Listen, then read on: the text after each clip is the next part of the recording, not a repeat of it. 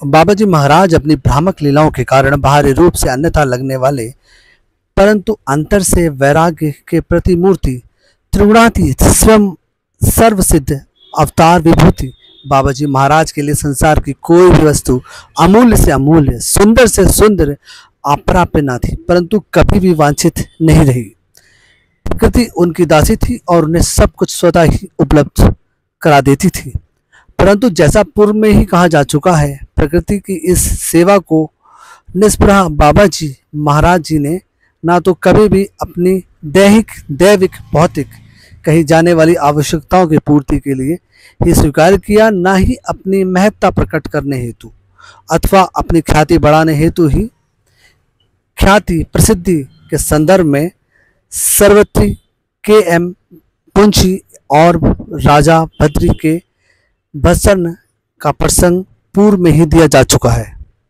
अर्पित सोना चांदी द्रव्य भरी थैलियां आदि को ठुकराते उन्हें क्षण भर का भी समय न लगता था। नीम करौरी में एक रानी द्वारा अर्पित सोना चांदी के आभूषणों को उन्होंने उसी वक्त लौटा दिया था, जिसके कारण ही उन्हें ग्राम के ब्राह्मण वर्ग का कोप भंजन बनना पड़ा। इसी भांति वह विदेशियों द्वारा द्रव्य दान के प्रति उदासीन रहते थे, परंतु इसके विपरीत किसी गरीब का अभाव से अर्पित एक पैसा एक रुपया भी उनके सिर माथे चढ़ जाता था।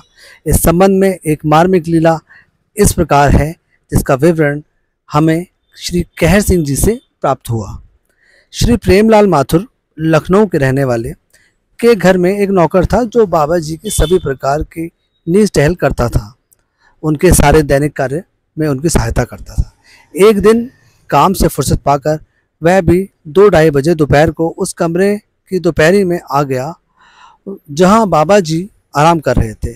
प्रसाद के उपरांत श्री कहर सिंह जी सूरज बाबू और प्रेमलाल जी से बातें करते आकर उसने बाबा जी को प्रणाम किया और पुनः तहरी पर अकड़ू बैठ गया और अपना सिर घुटनों में टिकाए बिना बाबा जी की तरफ देखते।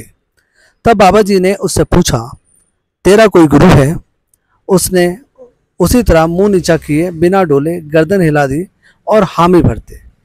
तू अपने गुरु के पास जब जाता है तो उसके लिए 1 रुपया देता है। उसने हामी में फिर गर्दन हिला दी। तू मुझको देने के लिए भी 1 रुपया लाया है। गर्दन फिर हिल गई हामी में। तभी बाबा जी तनिक ऊंची आवाज में बोल उठे, तब देता क्यों नहीं है? और उसका वह 1 रुपया लेकर महाप्रभु ने अपने माथे से लगा लिया और कंबल में छिपा लिया। राम राम।